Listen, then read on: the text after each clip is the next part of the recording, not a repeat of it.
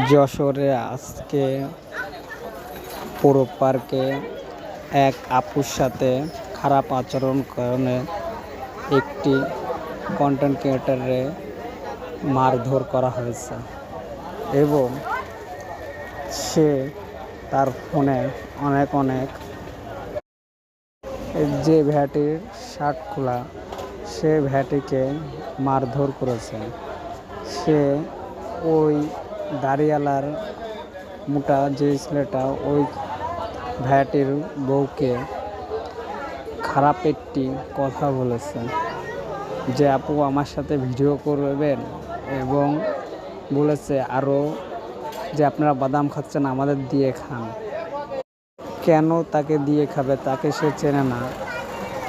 তারা হচ্ছে হুজুর ফ্যামিলির লোক, ঠিক আছে? তাদেরকে এরকম আরও অনেক আজে বাজে কথা বলছে, এই কারণে তাকে মারধর করা হয়েছে।